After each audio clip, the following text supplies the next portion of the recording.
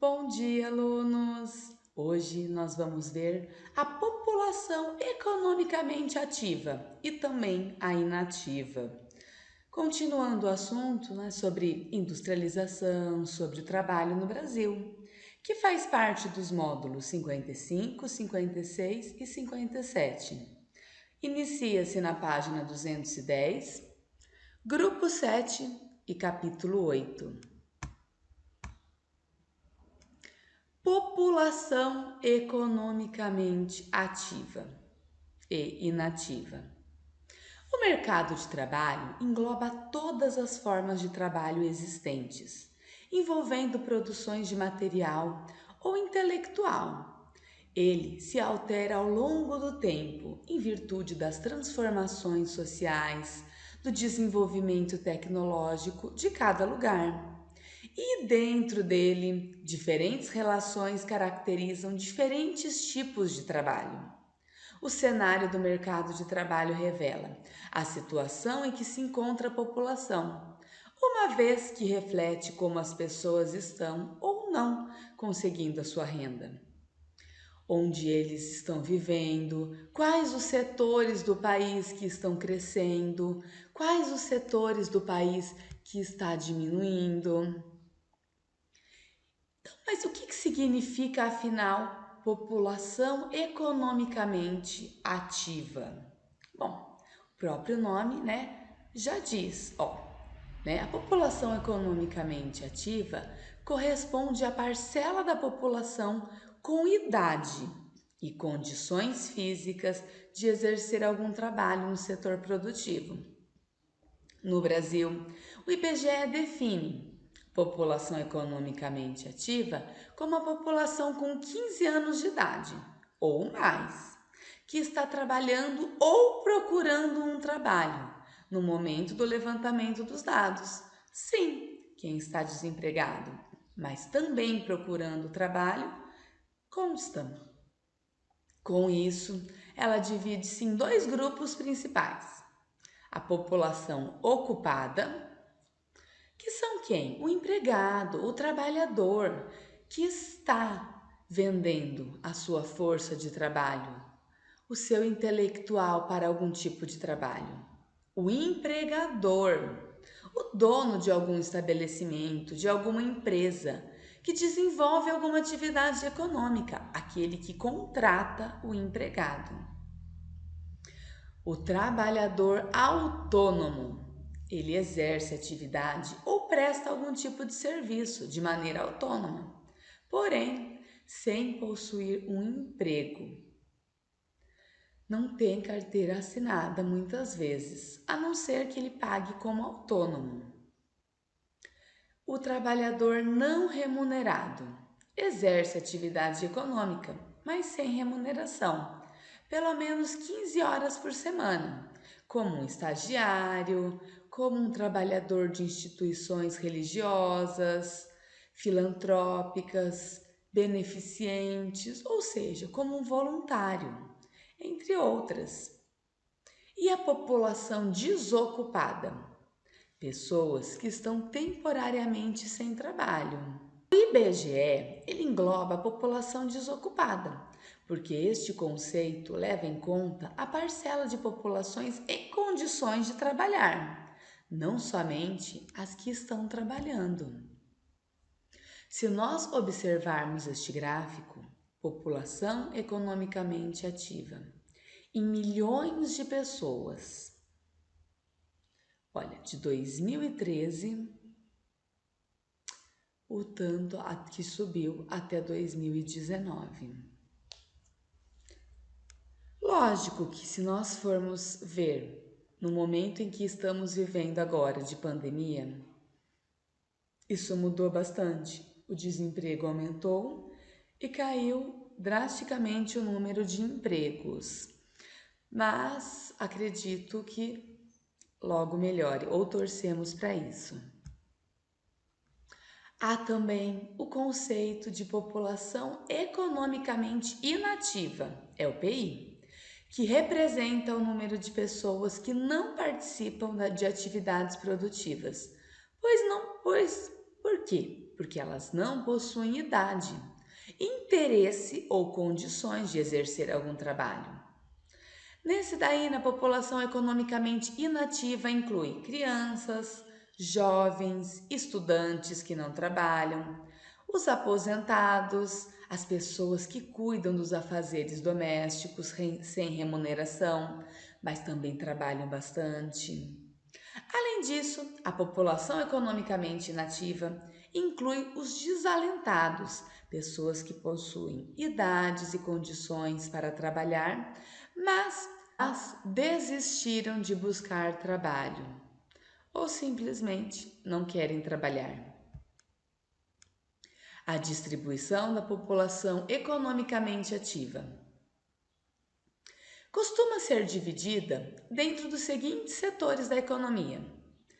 No setor primário, é aquele que as atividades que desenvolve estão ligadas diretamente à matéria-prima, isto é, a exploração dos recursos naturais, como a agricultura, a pecuária, a mineração, a pesca, o extrativismo.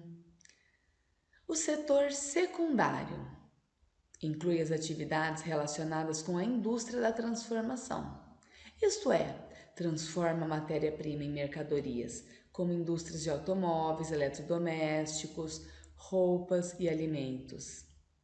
E o setor terciário engloba as atividades vinculadas ao comércio e à prestação de serviços, supermercados, lojas, serviços de saúde, de educação, escritórios de contabilidade, de advocacia.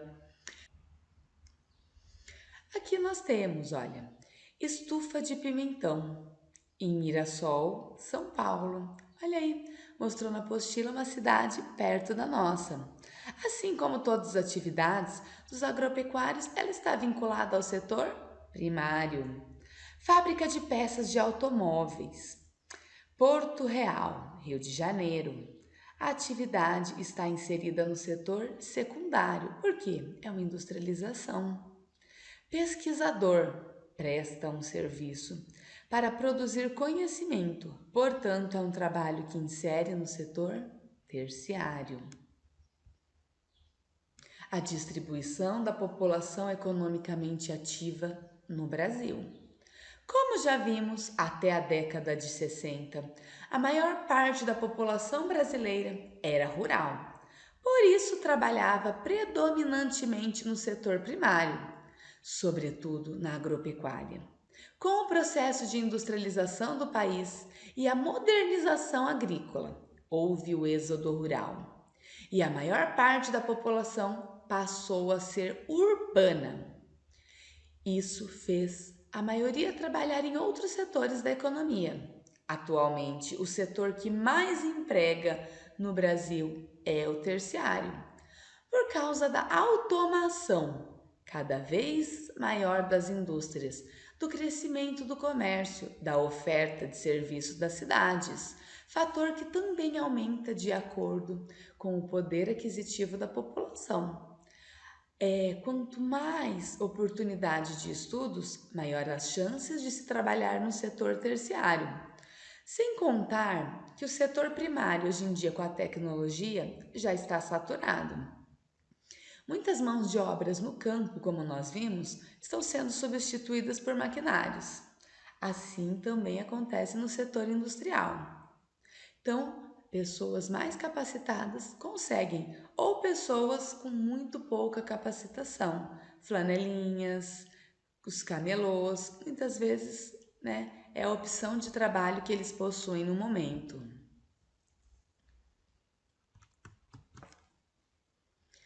Este gráfico representa bem, apesar de ser até 2015.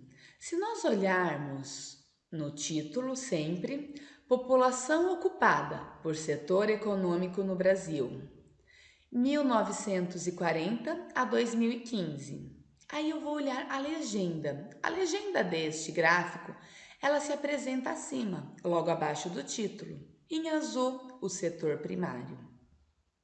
Bom, o setor primário, em 1940, ele era alto, o maior, Foi caindo até 1980 e em 2015 é o que apresenta o menor número de empregados neste setor. Agora, o vermelhinho, setor secundário. 1940, ele se apresentava baixo. Foi subindo até 1980, aonde começou a desacelerar até 2015, mas se mantém no patamar ainda equilibrado. Agora, o setor terciário, esse em cinza clarinho, em 1940 ele era baixo, mas ainda assim acima da industrialização. E ele está numa reta constante em crescimento e apresenta como o maior setor do Brasil até 2015 e ainda continua. Trabalho informal é quando o trabalhador possui situação regulamentada com a carteira assinada, direitos trabalhistas assegurados, considera-se que ele tem um trabalho formal. Ao mesmo tempo, existe o trabalho informal, que sustenta a parte da população que trabalha sem condições regulamentadas pelo governo. Isto é, sem registro em carteira, sem os benefícios que são de direito, como a Previdência Social, que é a aposentadoria, o Fundo de Garantia por Tempo de Serviço, FGTS conhecido, licença em caso de doenças ou em casos de gravidez, licença maternidade. No Brasil, o trabalho informal ele vem apresentando grande aumento e bateu o recorde em 2019, representando 41,3% da população ocupada. Segundo o IBGE, o que corresponde a 38,8 milhões de pessoas. Muitas pessoas recorrem ao trabalho informal por não conseguirem se inserir no mercado de trabalho formal. Isso ocorre em razão da falta de oportunidades de emprego, principalmente em épocas de crises econômicas. Como eu já citei antes, várias pessoas se englobam nesse setor. Por exemplo, os garçons que trabalham por dia, as faxineiras que prestam serviços cada dia em uma casa, os flanelinhas, os vendedores ambulantes ou pessoas que vendem por catálogos. São muitas as possibilidades. E as atividades do trabalho informal inserem-se no setor terciário da economia. Geralmente são realizadas por pessoas empregadas no setor privado, sem carteira assinada. Trabalhadores domésticos sem carteira, trabalhadores que prestam serviços sem CNPJs, empregadores sem CNPJs ou pessoas que ajudam familiares. O excesso da burocracia, a exigência de aberturas de novas empresas, o alto custo dos encargos trabalhistas. Não é barato pagar um trabalhador. São indicados como principais fatores do aumento do trabalhador informal, pois desmotivam a criação de vagas de emprego formal. Nesse sentido, é importante o poder público tome algumas medidas para aumentar a formalização do trabalho, buscando diminuir as burocracias para a criação de novos empregos. Com isso, vai reduzir a redução dos encargos trabalhistas.